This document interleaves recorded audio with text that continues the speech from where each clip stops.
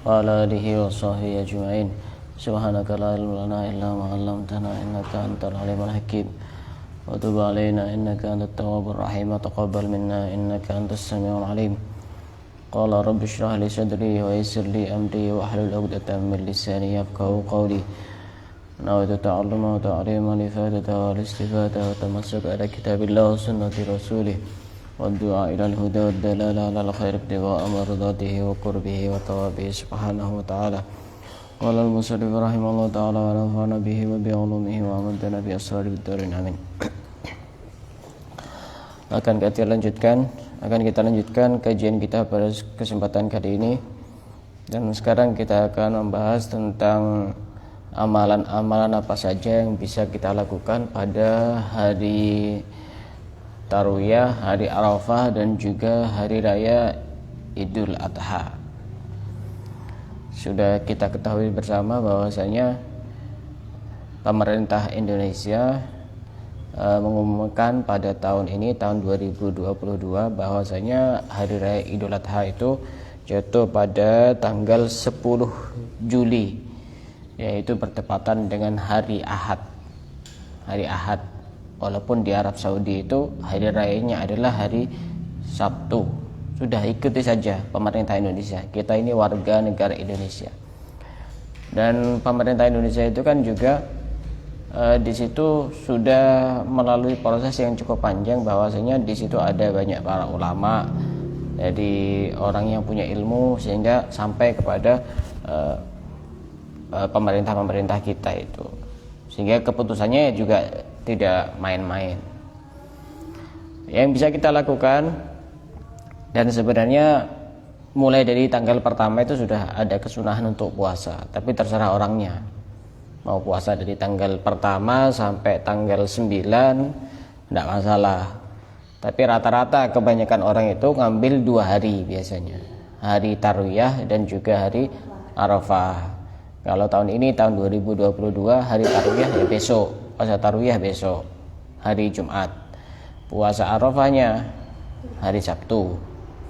Pada pembahasan sebelumnya sudah saya jelaskan bahwasanya faedah orang berpuasa Tarwiyah itu dia akan diampuni dosa setahun yang lalu. Itu kalau orang mau puasa Tarwiyah.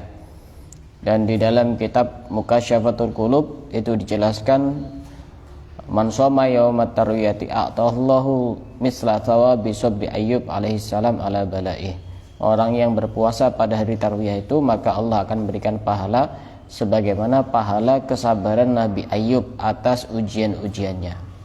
Itu kalau orang mau puasa Tarwiyah, dosa setahun yang lalu akan diampuni oleh Allah. Walaupun status hadisnya itu masih dipertanyakan, katanya ada yang mengatakan itu adalah hadis dhaif. Kalaupun mengatakan hadis itu dhaif, kita bisa mengambil dalil hadis sahih yang disabdakan oleh Nabi, ma min ayyamin al-amalu salihu fiha ahabbu ilallah min hadhil ayyam. Tidak ada hari di mana amal soleh di dalamnya lebih dicintai oleh Allah daripada hari-hari ini, yakni ayyamil ashar, yakni hari 10 hari pertama bulan Dzulhijjah. Berarti amal soleh di situ masuk di dalamnya adalah puasa. Puasa juga termasuk hal yang dicintai oleh Allah. Yaitu terkait dengan hari Arafah, hari Tarwiyah, sunnah. Dan menghidupkan malam Tarwiyah ini juga hal yang sangat dianjurkan, sebagaimana juga disabdakan oleh Rasulullah dalam sebuah hadisnya, man ahyal layalil khams wajabat lahul jannah. Barang siapa yang menghidupkan 5 malam, maka wajib baginya untuk mendapatkan surga. Pertama, Lailatul Tarwiyah, malam Tarwiyah, berarti nanti malam Jumat ya. Malam Jumat, lebih-lebih malam Jumat. Yang kedua, Lailatul Arafah, malam Arafah, malam tanggal 9 Dzulhijjah. Lailatul Nahri, malam hari raya Idul Adha. Lailatul Fitri, dan malam hari raya Idul Fitri. Lailatul Nisfi min Sya'ban, dan malam nisfu Sya'ban. Orang yang menghidupkan 5 malam itu, maka dia wajib untuk mendapatkan surga. Minimal dengan menghidupkan malam-malam tersebut, minimal kita melaksanakan sholat isya berjamaah dan sholat subuh berjamaah minimal, itu sudah dikatakan orang yang menghidupkan malam-malam mulia. Itu terkait dengan hari tarwiyah. Dan di samping puasa pastinya pokoknya hal-hal yang baik itu sangat dianjurkan. Kan banyak hal-hal yang baik. Contohnya sholat fardu, sholat sunnah. Kalau sholat fardu ya bukan hanya dianjurkan tapi diwajibkan. Sedekah, silaturahim, baca sholawat, baca zikir, hadir majelis ilmu, baca Quran. Pokoknya yang baik-baik. Di hari yang mulia maka akan bertambah kemuliaannya. Kalau hari Arafah yang pada tahun ini 2022 bertepatan pada hari Sabtu, apa yang harus kita lakukan? Salah satu di antaranya adalah puasa sunnah Arafah. Lagi-lagi saya jelaskan bahwasanya niat puasa itu gampang. Tidak usah tanya, Ustadz itu bagaimana niatnya puasa tarwiyah. Niat itu ada di dalam hati. Nanti malam kita niat, besok saya niat puasa tarwiyah, itu sudah sah. Tanpa kita hafal bacaan niatnya, nawaitu shaumat tarwiyati sunnatan lillahi ta'ala, itu tidak begitu penting. Yang penting hatinya niat, saya besok niat puasa tarwiyah, maka sudah sah. Begitu juga puasa Arafah, saya besok niat puasa Arafah, dihadirkan di dalam hati, itu juga sudah sah. Kalau puasa Arafah itu pahalanya sebagaimana dalam satu hadis sahih riwayat Imam Muslim, an Abi Qatadah radhiyallahu taala anhu qala su'ila Rasulullah sallallahu alaihi wasallam an shaumi yaumi Arafah. Pernah suatu ketika Rasulullah ditanya tentang puasa Arafah. Kemudian Rasulullah menjawab, qala yukaffiru sanatal madhiyata wal baqiyah. Bisa menghapus dosa setahun yang lalu dan dosa setahun yang akan datang. Itu kalau puasa Arafah, 2 tahun dosa yang diampuni. Yang pasti dosa di situ adalah dosa-dosa kecil, bukan dosa besar. Dan juga yang diampuni adalah dosa-dosa yang berhubungan dengan Allah, bukan dosa yang berhubungan dengan sesama manusia. Dan di antara amalan yang bisa kita lakukan pada hari Arafah adalah sebagaimana hadis riwayat Ibnu Abbas, disebutkan bahwasanya man qara'a qul huwallahu ahad alfa marrah yauma Arafah u'tiya ma sa'al. Barang siapa yang membaca qul huwallahu ahad 1000 kali pada hari Arafah, maka dia akan diberi apa yang dia minta. 1000, baca Al-Ikhlas 1000, bisa dicicil, yang penting pada hari Arafah. Berarti pada hari Arafah itu mulai dari malam Arafahnya itu sudah masuk tanggal 1. Karena penanggalan kalender Hijriah itu kan dimulai setelah masuknya waktu maghrib. Itu sudah mulai tanggal berubah. Berbeda dengan penanggalan Masehi, itu dimulai setelah lewat jam 12. Jam 12 malam.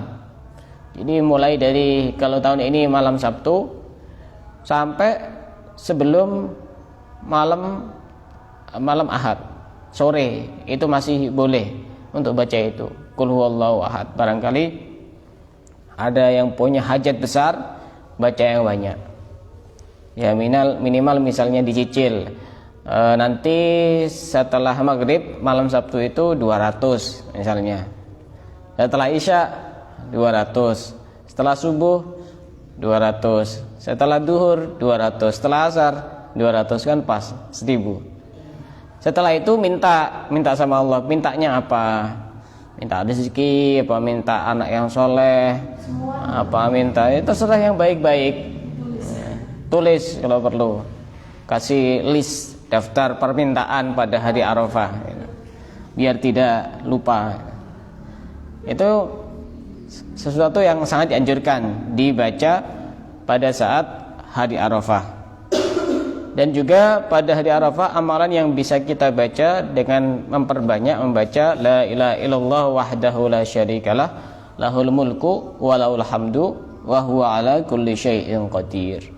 Dibaca 100 kali. Dibaca 100 kali. Hafal ya? La ilaha illallah wahdahu la syarikalah lahul mulku wa lahul hamdu yuhyi wa yumiit wa huwa ala kulli syai'in qadir. Itu dibaca 100 kali. banyak manfaatnya. Itu terkait dengan hari Arafah. Dan sebisa mungkin untuk meminimalisir melakukan dosa atau melakukan maksiat. Karena hari Arafah itu adalah hari yang sangat agung, di mana kebaikan bisa menjadi berlipat ganda, maka dosa juga seperti itu, bisa berlipat ganda dan akan dilipat gandakan oleh Allah Subhanahu wa taala. Itu terkait dengan hari Arafah. Kemudian pada malam hari raya dan juga pada hari rayanya, apa yang bisa kita lakukan? Di sini sebelum kita membahas tentang amalan pada malam hari raya dan pada saat hari raya Idul Adha, ada perbedaan antara takbir Idul Fitri dan takbir Idul Adha. Kalau takbir Idul Fitri itu dimulai pada saat sudah terbenamnya matahari, ketika sudah orang melihat hilal. Kalau di Indonesia sudah ada keputusan dari pemerintah bahwa sekarang sudah Idul Fitri, baru setelah itu baru boleh takbiran. Berbeda dengan hari raya Idul Adha, itu subuh pada hari Tarwiyah itu sudah boleh takbiran. Subuh pada hari Tarwiyah sudah boleh takbiran. Jadi jangan kaget, itu kok ada aliran baru, kamu yang baru tahu. Subuh itu sudah boleh. Berarti kalau tahun ini hari Sabtu itu sudah boleh takbiran subuh. Tapi kebanyakan rata-rata itu sore takbiran. Itu juga sudah boleh. Tidak harus menunggu masuknya waktu maghrib. Nah, itu kalau Idul Adha. Kalau Idul Fitri harus setelah masuknya waktu maghrib. Dan Idul Fitri ini takbirnya ya, itu namanya takbir mursal namanya. Ini berlaku juga untuk Idul Fitri dan juga Idul Adha. Takbir Idul Fitri itu dimulai pada saat terbenamnya matahari sampai kapan? Sampai sebelum melaksanakan sholat Idul Fitri. Itu takbir Idul Fitri. Jadi tidak benar sebenarnya kalau ada khotib atau imam setelah sholat Idul Fitri masih takbiran Allahu Akbar, Allahu Akbar. Tidak ada kesunahan sudah.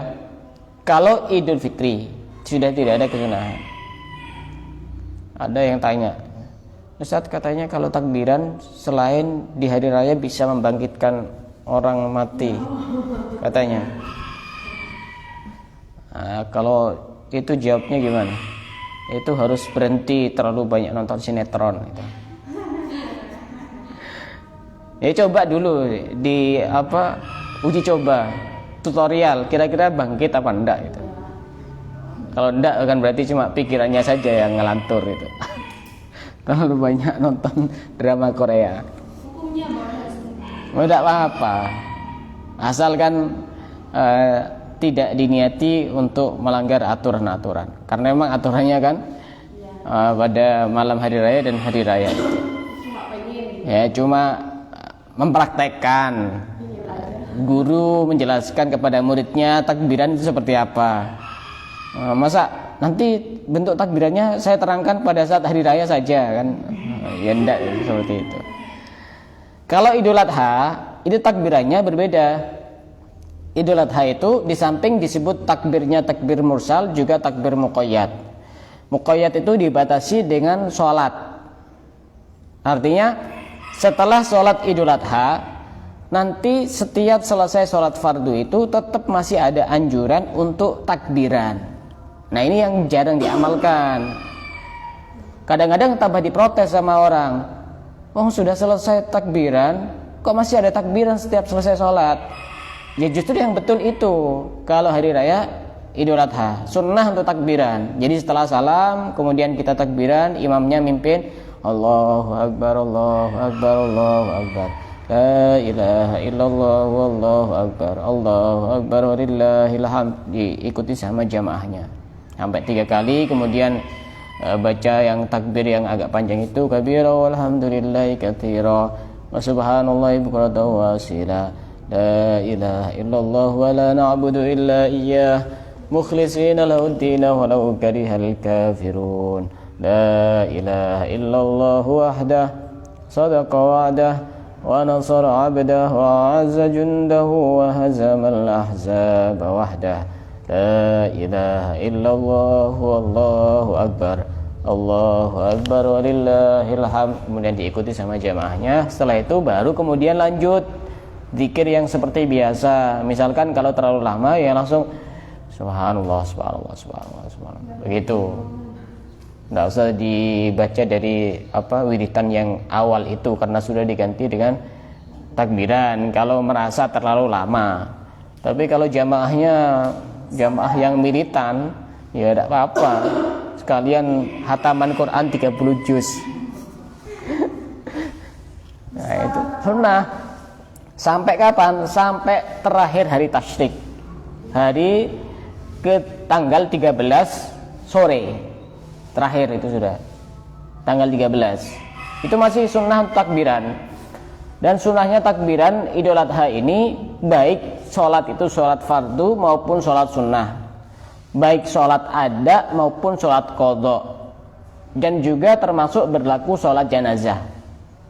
Itu juga masih ada kesunahan untuk takbir Idul Adha. Ini yang kadang-kadang jarang diamalkan, bahkan di masjid-masjid besar kadang-kadang tidak diamalkan. Sunnah itu, sunnah. Kalau saya ngimami pasti takbiran pada hari raya Idul Adha sampai tanggal 13 Dzulhijjah atau hari tasyrik. Itu namanya takbir muqayyad. Kemudian kita akan membahas tentang kesunahan-kesunahan yang bisa dilakukan pada malam hari raya dan pada saat hari raya. Pada malam hari raya, sebagaimana tadi saya jelaskan bahwasanya disunahkan untuk menghidupkan malamnya dengan ibadah. Tadi itu balasannya adalah akan mendapatkan surga. Caranya minimal dengan sholat isya berjamaah dan sholat subuh berjamaah. Apalagi sholat maghrib, isya dan subuh berjamaah. Kalau lagi berhalangan bagaimana? Ya sudah, cari amalan-amalan yang lain dengan sodako, silaturahim, yang gampang silaturahim. Atau misalkan baca sholawat, baca zikir, tidak masalah, itu sudah menggantikan. Semakin orang itu taat kepada perintah aturan agama, maka dia juga akan mendapatkan pahala. Justru kalau dia itu merasa, oh ini saya percuma nanti kalau tidak melakukan sholat, ya justru berdosa karena tidak mentaati aturan agama. Jadi disunahkan untuk menghidupkan malamnya dengan ibadah. Kemudian di pagi harinya itu ada kesunahan juga, ada amalan di pagi hari pada hari raya Idul Adha atau hari raya Idul Fitri. Setelah subuh, antara subuh dan sebelum melaksanakan sholat Id, itu ada anjuran amalan untuk membaca Astaghfirullahaladzim 100 kali. Antara sholat subuh sampai sebelum sholat Id itu dibaca 100 kali. Faedahnya akan diampuni dosa-dosa kita. Istighfar, tapi dengan sigat Astaghfirullahaladzim. Itu kita ngikuti ulama-ulama salaf. Kemudian yang kedua, kita bisa mengamalkan amalan subhanallah wa bihamdih. Cukup sampai situ. Subhanallah wa bihamdih. Waktunya juga sama, antara sholat subuh sampai sholat Idul Adha, dibaca 300 kali. Dan itu diniatkan, dihadiahkan untuk ahli kubur, baik ahli kubur dari keluarganya maupun ahli kubur dari guru-gurunya maupun ahli kubur dari orang-orang Islam. Apa faedahnya? Faedahnya yang pertama, ahli kubur tersebut akan diberi oleh Allah 1000 cahaya. Di kubur itu gelap. Kemudian yang membaca juga akan diberikan 1000 cahaya, dan ahli kubur tersebut akan mendoakan orang yang membaca. Itu dibaca subhanallah wa bihamdih 300 kali. Tidak lama. Subhanallah wa bihamdih, subhanallah wa bihamdih. Tidak perlu diteruskan subhanallah wa bihamdihi subhanallahil azim, tidak usah. Kalau kita mau mengikuti ulama salaf. Dan juga ada anjuran untuk membaca la ilaha illallah wahdahu la syarikalah lahul mulku wa lahul hamdu yuhyi wa yumit wa huwa hayyun la yamut biyadil khair yaf'alu ma yasha wa huwa ala kulli syai'in qadir, dibaca 400 kali. Bukan, setelah subuh dan sebelum sholat Idul Fitri. Apa faedahnya? Insya Allah akan diberikan 400 bidadari. Yang kedua, akan diberikan oleh Allah 400 istana di surga. Akan diberikan pangeran-pangeran. Diberi 400. Ya, aturan di surga itu jangan disamakan dengan aturan di dunia. Kalau di dunia kan tidak mungkin, di surga bisa mungkin. Contoh ya, khamr itu di dunia haram, di surga halal. Tapi tidak tahu khamrnya bentuknya seperti apa. Yang pasti halal. Di dunia tidak boleh punya istri lebih dari 4. Di surga sampai 1000 lebih nggak masalah. Di surga itu beda. Itu yang bisa kita lakukan pada hari Idul Adha di pagi hari. Boleh seperti itu. Dan seringkali saya luruskan bahwasanya pada hari raya Idul Adha itu tidak ada kesunahan untuk puasa. Pada hari raya Idul Adha itu tidak ada kesunahan untuk puasa, yang katanya itu dari setelah subuh sampai selesai melaksanakan sholat Idul Adha. Tidak benar. Alasannya pertama, karena hari raya itu adalah hari yang diharamkan untuk puasa. Yang kedua, tidak ada ceritanya puasa cuma beberapa jam. Tidak ada. Yang benar bagaimana? Yang benar itu ya disunahkan untuk tidak makan dan tidak minum. Tapi itu bukan puasa. Nanti akan panjang itu buntutnya kalau itu disunahkan puasa. Niatnya bagaimana Ustaz? Sahurnya kapan? Ya, bukan puasa kok. Ya tidak perlu niat. Dan ini saya pernah mendengar sendiri nih di sini. Bahkan pernah ceramah di depan jamaah yang cukup banyak. Dan ini sebatas yang saya tahu tidak benar. Karena sudah kita ketahui bersama bahwa Idul Fitri, Idul Adha itu adalah hari yang diharamkan untuk puasa. Kok bisa-bisa jadi sunnah? Dari mana dalilnya? Kan begitu. Jadi tidak ada. Sunnahnya memang tidak makan dari subuh sampai selesai melaksanakan sholat Idul Fitri, Idul Adha. Ya kuatlah insyaallah. Cuma beberapa jam. Kemudian yang berikutnya disunahkan untuk melaksanakan sholat Idul Adha. Di mana yang bagus, yang afdal dilakukan di masjid. Jika masjidnya itu muat, bisa menampung. Jadi jangan langsung di lapangan atau di alun-alun atau langsung di stadion.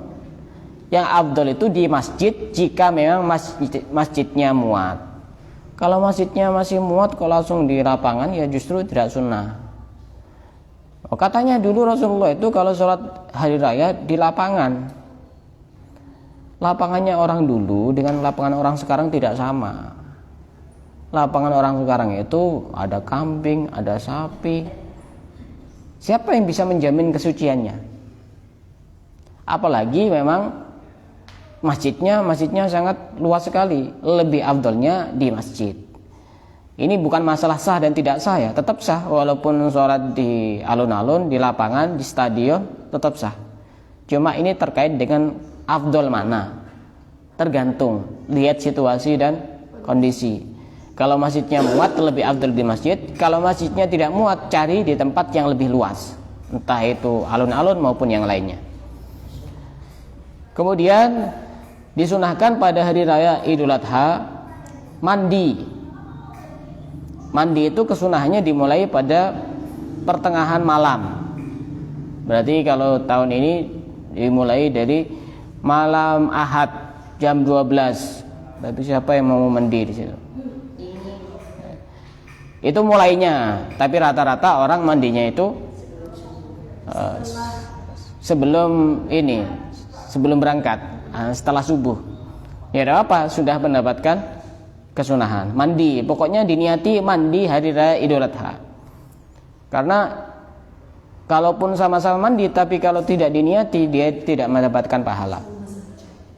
Karena innamal a'malu binniyat. Niatnya bagaimana? Nah, ini orang karena sering memahami niat itu dengan bacaan. Gampang. Di dalam hatinya pada saat mandi, saya niat mandi Idul Adha. Sudah akan mendapatkan kesunahan. Sudah seger, bersih, wangi, harum, dapat pahala. Itu pertama. Yang berikutnya at-tatayyub wa tazayyun. Pakai wangi-wangian dan berhias. Baik laki-laki maupun perempuan. Baik yang di rumah maupun yang mau hadir sholat id di masjid maupun di tempat lain. Itu sama-sama sunnah. Berhias dan pakai parfum, pakai wangi-wangian. Tapi di situ bagi perempuan yang ingin hadir sholat id, baik Idul Fitri maupun Idul Adha, justru yang disunahkan bukan perempuan yang muda-muda, bukan perempuan yang cantik-cantik, tapi yang disunahkan adalah wa yusannu khurujul ajuz, perempuan yang sudah agak-agak tua gitu. Atau yang muda tapi yang jelek-jelek tidak apa. Iya. Karena ini khawatir mengganggu pandangan jamaah. Justru tidak sunnah, apalagi dia itu waktu berangkat sambil lenggak-lenggok dibuat-buat pas dandanannya terlalu menor. Itu justru yang seperti itu lebih baik sholat di rumah saja atau di musola terdekat, jangan ke masjid.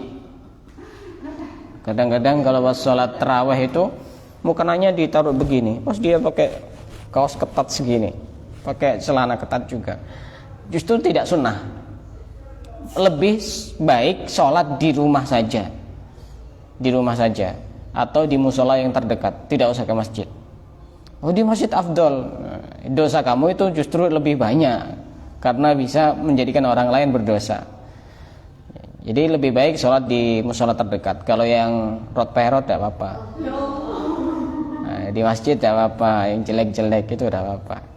Kalau yang cantik atau yang dia dibuat-buat itu justru tidak sunnah, berarti hukumnya makruh dan bisa jadi haram ketika bisa menimbulkan hal-hal yang diharamkan oleh Allah.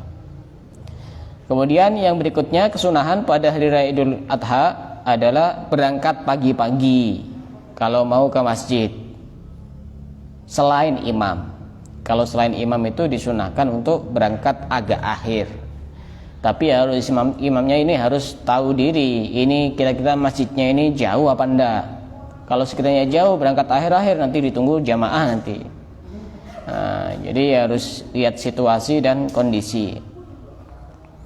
Kemudian yang berikutnya, kesunahan pada hari raya Idul Adha atau Idul Fitri juga sama. Ketika berangkat untuk sholat, itu dianjurkan untuk mencari jalan yang lebih jauh. Ketika pulang, cari jalan yang lebih dekat. Saya contohkan ya, kalau saya misalkan mau sholat di Masjid Jami, maka saya bisa dengan melewati misalkan Alfamaret itu ke barat, kemudian ke utara, lewat Kampung Arab, baru kemudian muter sampai ke Masjid Jami. Nanti saya pulangnya langsung lurus saja. Dari Masjid Jami itu langsung putar balik, kemudian di situ ada Pegadaian, langsung lurus. Kenapa? Karena pahala berangkat jauh lebih besar dibanding pahala pulangnya. Itu juga berlaku untuk kita menghadiri tempat-tempat yang baik, acara-acara yang baik. Itu disunahkan untuk cari jalan yang lebih jauh. Mau hadir pengajian, mau hadir majelis ilmu, mau hadir majelis zikir, pokoknya yang bagus-bagus, silaturahim. Karena jangan terlalu jauh, masa harus muter ke situ Bondo. Nah, nanti sudah buyar selesai. Kenapa kok juga harus beda jalannya? Biar dua jalan itu bisa menjadi saksi kita di hadapan Allah.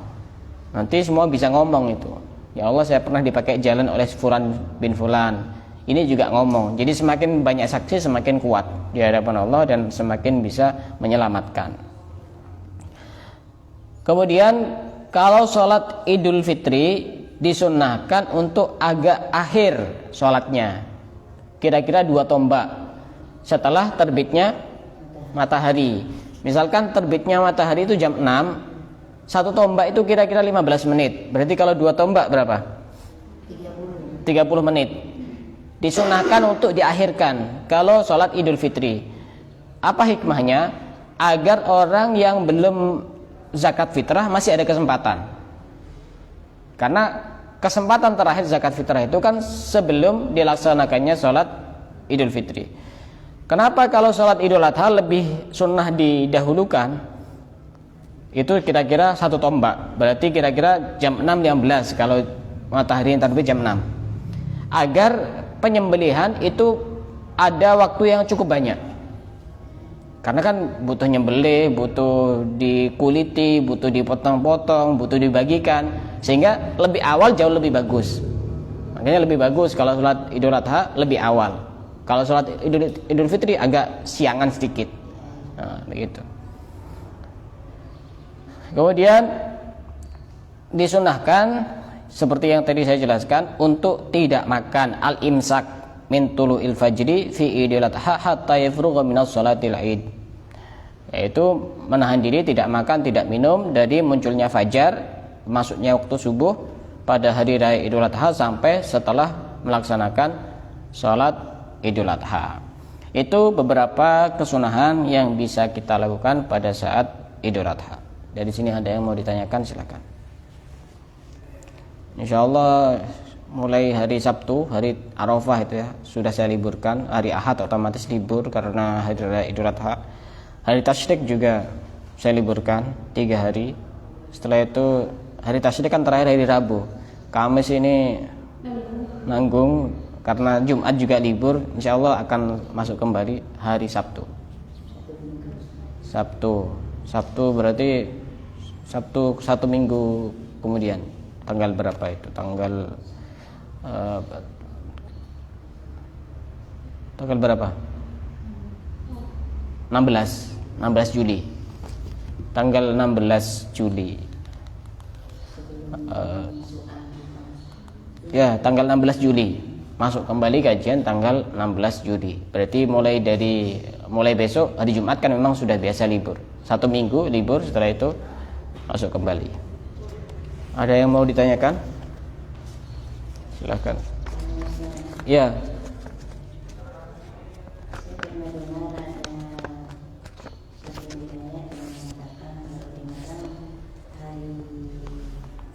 Takbiran. Ya. Kalau menurut Ustaz tadi kan doa banyak dikabulkan. Iya. Kalau kita sebagai suami istri melakukan hubungan katanya tidak boleh. Apakah itu betul?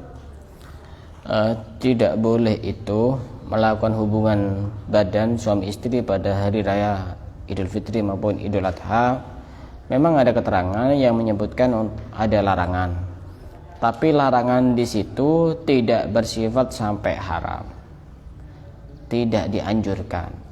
Tapi apakah boleh? Boleh. Wong suaminya sendiri, istrinya sendiri. Karena memang yang tidak boleh itu berhubungan pada saat haid. Ya coba kalau misalkan lagi pengen, mau apa? Mau berzina, dosa. Mau melampiaskan dengan cara yang lain, dosa. Gitu. Kenapa kok ada larangan, ada semacam tidak ada anjuran untuk seperti itu? Karena waktu itu adalah waktu yang disunahkan untuk menghidupkan dengan ibadah. Dan kalau misalkan di situ ada setan-setan yang mengganggu, maka kalaupun pengen cari aman sebelum berhubungan, ya kita membaca doa sebagaimana biasa itu, ya khusus orang dewasa. Allahumma jannibna syaitan wa jannibish syaitana ma razaqtana. Begitu. Ya tidak masalah. Tidak sampai haram. Ya namanya ini ya. Namanya syahwat kan tidak bisa di ini. Karena yang sudah jelas haramnya itu berhubungan pada saat haid. Itu. Sudah jelas haram itu. Tapi kalau itu lihat situasi dan kondisi. Silakan, enggak apa-apa. Pernah ada seorang pengantin baru tanya ke saya, karena di kitab-kitab seperti Fathul Izar atau kitab-kitab yang lain misalkan, kalau berhubungan pada malam minggu itu tidak diperbolehkan. Lagi-lagi seperti ini tidak diperbolehkan bukan berarti sampai haram ya. Kemudian tanya, ini gimana ya? Saya malam pertama kok malam minggu? Gimana, boleh pada boleh? gaskan, nggak usah ini, nggak apa-apa. Nanti daripada dia itu mikir yang macam-macam, melakukan hal yang macam-macam, dia pengantin baru, istrinya sendiri, suaminya sendiri, apa masalahnya? Tidak ada masalah. Diniatkan untuk agar terhindar dari melakukan hal-hal yang tidak baik, tidak masalah. Apalagi sama-sama jalan, itu juga jalan, ibadah juga jalan. Soalnya kadang-kadang kalau sudah seperti itu semuanya sudah malas, sudah terbengkalai semuanya, baca-bacanya sudah tidak ada. Lagi-lagi tidak sampai haram, silahkan. Ada yang lain? Kalau tidak ada, kita cukupkan sampai di sini. Wallahu a'lam bishawab.